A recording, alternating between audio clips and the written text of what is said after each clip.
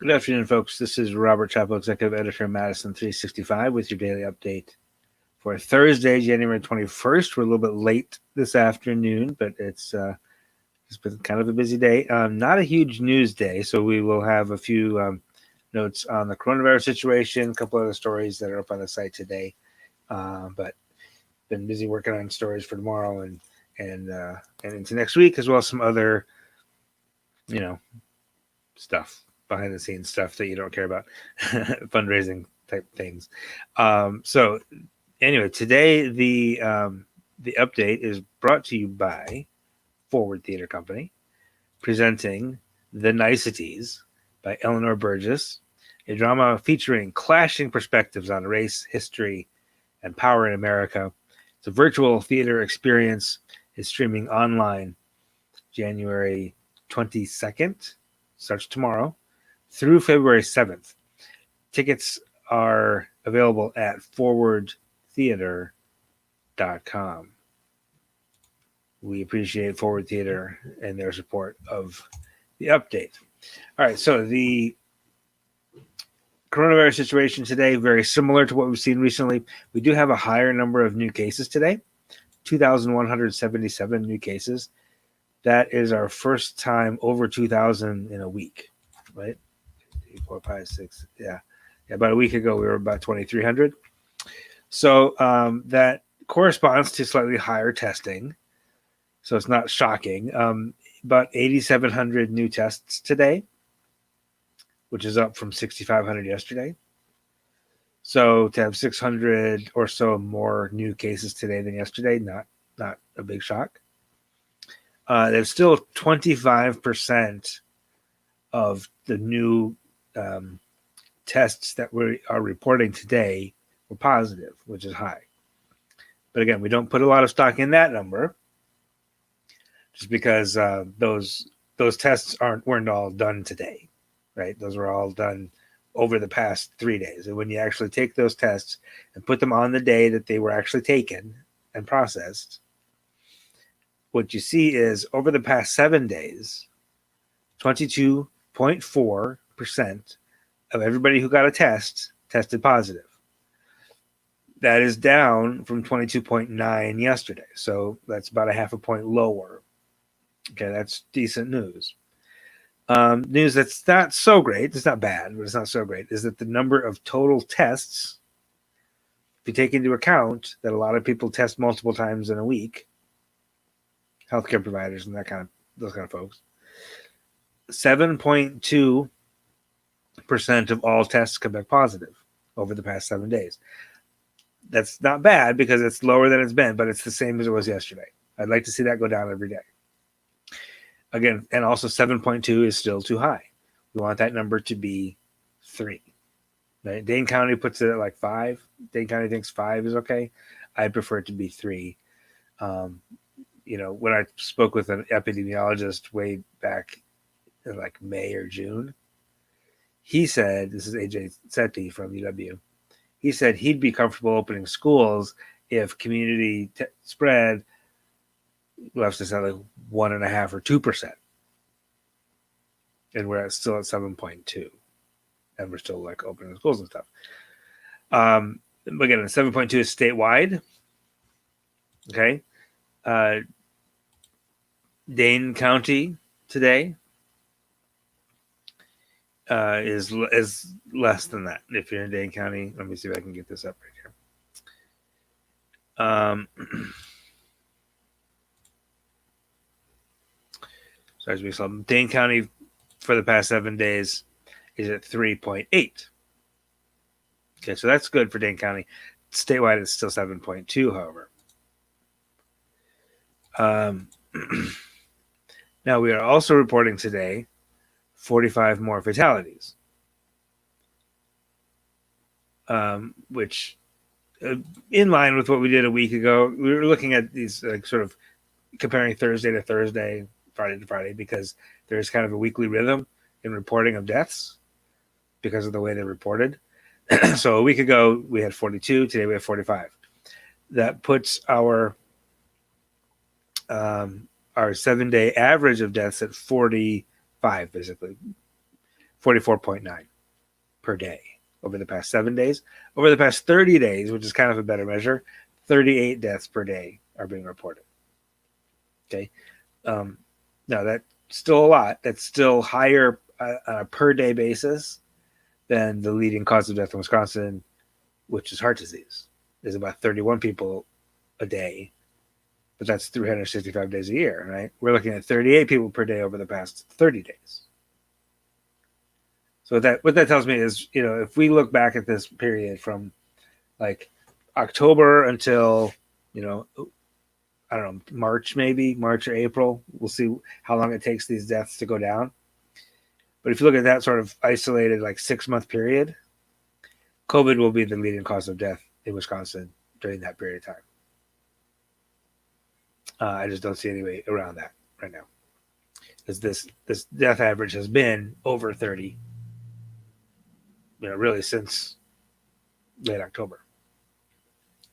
And one point into November, it was like 60 something. Right? So the fact that it's down to 45 for 7 days and 38 for 30 days, it's not good, but it's better. Okay. And again, none of these numbers is good, but they're all getting better. And that's what we like to see. In terms of vaccinations, vaccinations are not yet widespread enough to have had a meaningful impact on the sort of the spread numbers. Okay, we're still less than 1% of the population has been immunized. Another 10 to 20% have been infected, so probably have some sort of immunity. But even if that's true, even if it's 20%, like we still need to get to like 70% immune before we can start leaning on that whole herd immunity concept. But where we're at right now is 51,000 people in Wisconsin have gotten both shots, right? There are 2 different vaccines available right now in Wisconsin. Most of them are that Pfizer version. And then the rest, about 75% of what we are working with right now in Wisconsin is from Pfizer. And the other 25% is from Moderna, another pharmaceutical company. They both require 2 shots, right? 3 weeks apart. So 51,000 people have gotten both shots.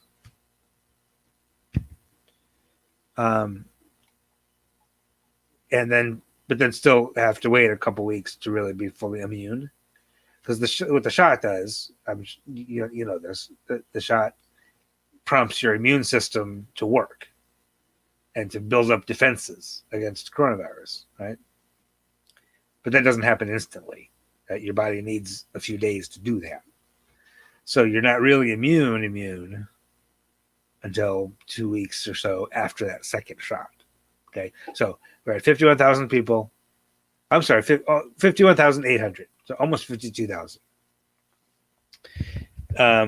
Now, at the same time, 285,358 people doses have been administered total, right?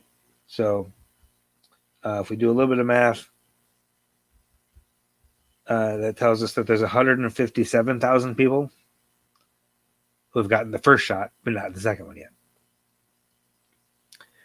We do have about 400,000 more doses like ordered, and about 100,000 like in transit. Right, so the supply is getting there. The doses are getting administered. It's in relatively small numbers still, but that'll be ramping up pretty quickly. Since they started reporting this a little over a week ago, it's been about 5,000 people every day have gotten that second shot. So that number of people who've completed the series has gone up by about 5,000 people every day. So if we keep that up, it'll take a year, really, to get everybody vaccinated. That is going to ramp up. That will accelerate very soon, I'm sure. So we'll be hoping to get those, get many more of those done kind of by summer. Okay, that is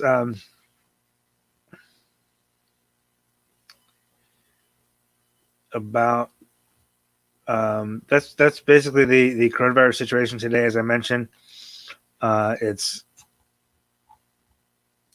pretty similar to what we've been seeing.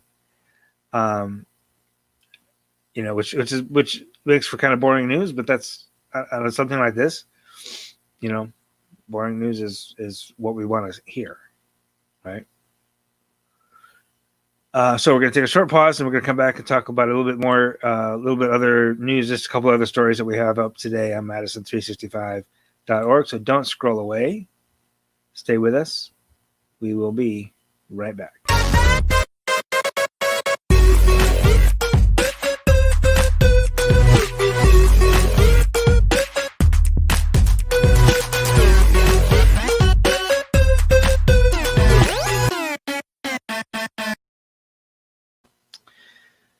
On the website this morning, we have a feature on the, I love this, it's called the Itty Bitty Bookstore.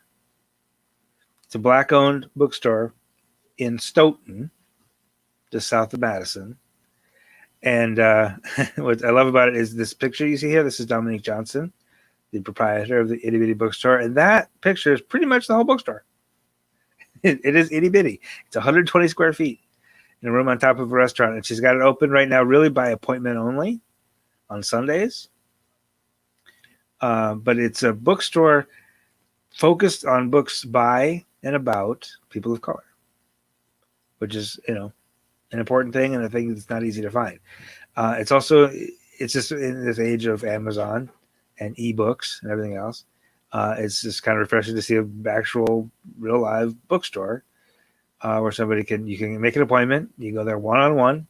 She can make recommendations and help you pick out some stuff to read during while you're still kind of quarantined. The other story we have up today that you want to take a look at is from Wisconsin Watch, which is another nonprofit news organization located here in Madison, but they cover statewide issues. It's the Wisconsin Center for Investigative Journalism, so they do a lot of these investigative type stories.